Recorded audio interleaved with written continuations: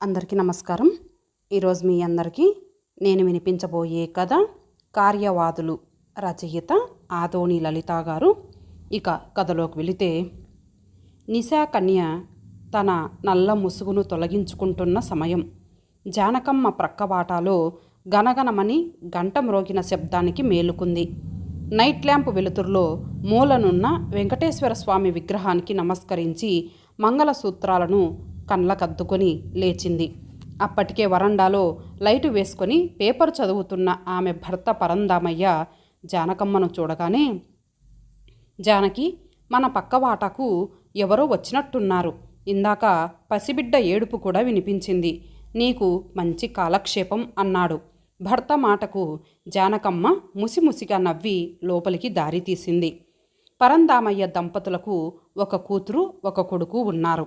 కూతురు శ్రీలత కాపురం విజయవాడలో, కొడుకు సుందర్ హైదరాబాదులో ఇంజనీర్గా పనిచేస్తున్నాడు. పరందామయ్య సుందర్కు సంబంధాలు చూస్తున్నాడు. శ్రీలతకు 2 ఏళ్ల బాలుడున్నాడు. జానకమ్మ కనులలో మనుమడు భరత్ ముద్దుల రూపమే కదులుతూ ఉంటుంది. వాని చిలిపి చేష్టలే మనస్సులో మెదులుతుంటాయి.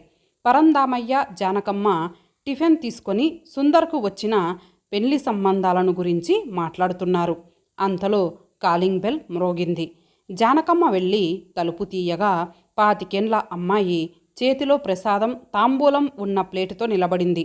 జానకమ్మ ఆ అమ్మాయిని చూడగానే అర్థం చేసుకుంది ప్రక్కవాటకు అద్దెకు వచ్చిన వాళ్ళని. వెంటనే సాదరంగా రామ్మ అంటూ ఆహ్వానించింది లోపలికి. ఆమె లోపలికి వచ్చి, నా పేరు సంగీత అండి, మేము పక్క పోర్షన్కు అద్దెకు వచ్చాము. పూజ అయ్యింది, మీకు ప్రసాదం ఇద్దామని వచ్చాను అంటూ ప్రసాదం ప్లేటు జానకమ్మకు అందించింది. జానకమ్మ అందుకొని కూర్చోమ్మ అంది ఆప్యాయంగా. పర్వాలేదండి, పూజ అయ్యింది, కాసేపట్లో సామానంతా వస్తుంది, అన్నీ సర్దుకోవాలి అంది నిలబడి. నిజమేనమ్మా, ఉండు బొట్టు ఇస్తాను అంటూ ఆమెకు కుంకుమ ఇచ్చి, కొత్తగా వచ్చారు, ఏ అవసరం వచ్చినా మొహమాట పడకుండా అడుగమ్మా, నాకు నీ వయసు కూతురుంది అంది జానకమ్మ. అలాగేనండి, వస్తాను అని వెళ్ళింది. బాబాయ్ గారు వస్తానండి అని పరందామయ్యకు కూడా చెప్పి వెళ్ళింది. వరుస కలుపుతూ మాట్లాడింది.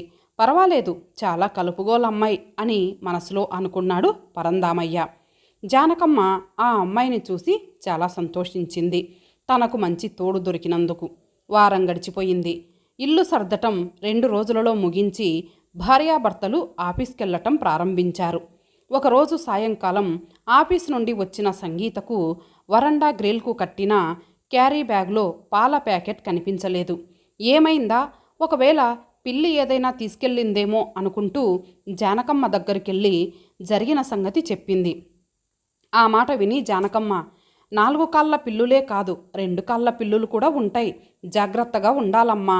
పోనీ పాలబ్బాయిని ప్యాకెట్ మా ఇంట్లో ఇవ్వమను, నేనెప్పుడు ఇంట్లోనేగా ఉంటాను, జాగ్రత్తగా తీసి పెడతాను, నీవు రాగానే తీసుకెళ్ళు అంది. అలానే పిన్నిగారు, మీకు ఇబ్బంది పెట్టినట్టు అవుతుందేమో.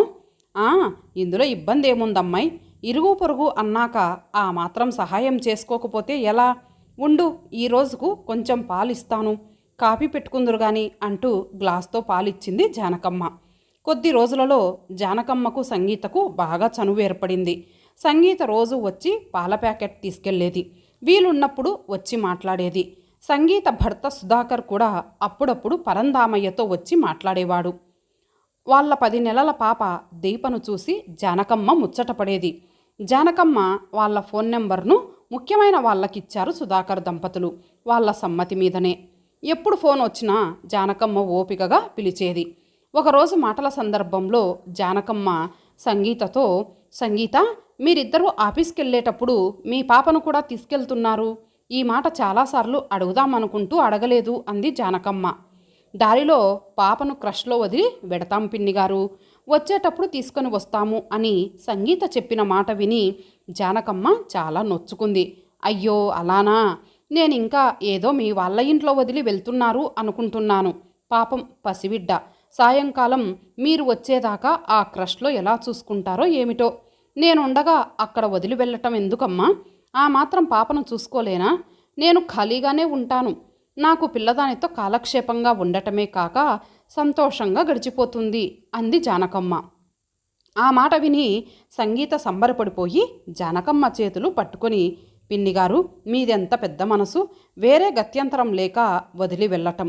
మీరు పాపను చూసుకుంటాను అంటే అంతకంటే ఏం కావాలి? మీరు మాకెంతో సహాయం చేస్తున్నారు, మీ రుణం ఎలా తీర్చుకుంటామో అంది సంగీత. పిచ్చి పిల్ల, అంతంత పెద్ద మాటలు ఎందుకమ్మా, నా కూతురు లాంటి దానివి అంటూ అక్కున చేర్చుకుంది జానకమ్మ. భార్యాభర్తలు ఆఫీస్కెళ్తూ పాపకు కావలసిన వస్తువులను జానకమ్మకు అప్పచెప్పి వెళ్ళేవాళ్ళు. సాయంత్రం వాళ్ళొచ్చేంతవరకు పాపకు పాలు త్రాగించటం, తినిపించటం, ఆడించటం, నిద్రపుచ్చటం లాంటి అన్ని పనులు జానకమ్మ ప్రేమగా చేసేది. పాపకు జానకమ్మతో బాగా చనువు ఏర్పడింది. సంగీత వచ్చి రమ్మని చేతులు చాపితే రానని జానకమ్మ మెడ చుట్టూ చేతులు వేసి జానకమ్మను అంటుకుపోయేది. ఆ చర్యకు జానకమ్మ మురిసిపోయేది. రోజులు గడుస్తున్న కొద్దీ పాపను వదిలి ఉండలేనేమో అనిపించేది జానకమ్మకు. సుధాకర్ వాళ్ళు వచ్చి సంవత్సరం గడిచిపోయింది. జానకమ్మ కూతురు కొడుకు వచ్చి వెళ్ళారు.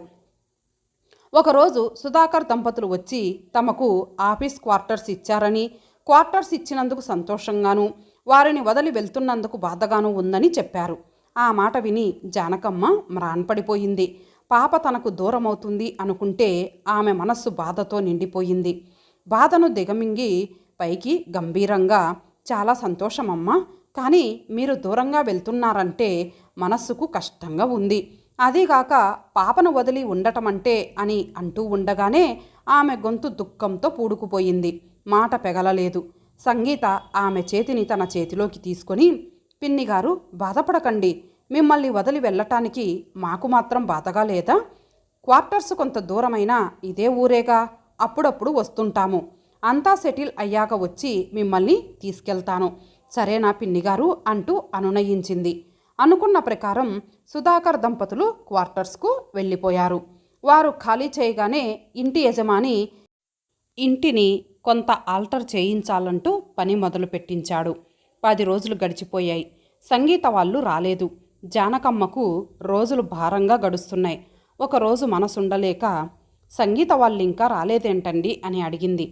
వస్తారు జానకి, అక్కడంతా సెటిల్ అవ్వాలిగా అన్నాడు పరందామయ్య. 1 నెల రోజులు గడిచిపోయాయి. వారి జాడలేదు. జానకమ్మ వాళ్ళు వస్తారన్న ఆశతో ఎదురు చూస్తూనే ఉంది. ఆమె నిరీక్షణతోనే 6 నెలలు గడిచిపోయాయి. వారు రాలేదు. ఒకరోజు సాయంత్రం భార్యాభర్తలు వరండాలో కూర్చొని మాట్లాడుతున్నారు. చూశారా అండి, 6 నెలలు గడిచిపోయాయి, వాళ్ళు రాలేదు. ఇలాంటి మనుషులు కూడా ఉంటారా అంది జానకమ్మ బాధగా. ఆమె బాధను అర్థం చేసుకున్న పరందామయ్య నిట్టూరుస్తూ, అనవసరంగా బాధపడకు జానకి, బహుశా ఇక వాళ్ళు రారు. వాళ్ళు కార్యవాదులు, కొందరంతే, వాళ్ళ అవసరాలకు మనుషులను వాడుకుంటారు. వాళ్ళు చూపే స్నేహం, మంచితనం నిజమైనవి కావు. అవి కేవలం వాళ్ళు అవసరం గడుపుకోటానికే. సంగీత వాళ్ళనే తీసుకో, వాళ్లకు మన అవసరం చాలా ఉండేది.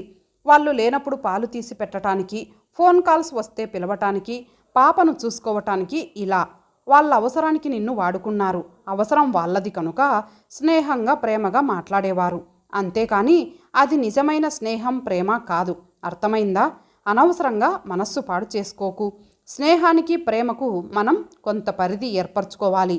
ఆ పరిధి దాటి ఆప్యాయతను పెంచుకుంటే ఇలా బాధపడక తప్పదు అని అంటూ ఉండగానే ప్రక్క వాటా దగ్గర ఆటో ఆగిన శబ్దం వినిపించింది. అందులో నుంచి ఒక జంట సామానుతో సహా దిగారు. వారికి చిన్న పాప కూడా ఉంది. అది చూసి పరందామయ్య, జానకి, మన పక్క వాటాకు ఎవరో వస్తున్నారు నీకు అని ఇంకా ఏదో అనబోయి ఆగిపోయాడు. జానకమ్మ నిర్లిప్తంగా అటు చూస్తుండిపోయింది. ఇంతటితో ఈ కథ సమాప్తం. మరలా మరొక మంచి కథతో కలుద్దాం. అంతవరకు సెలవు. నమస్తే.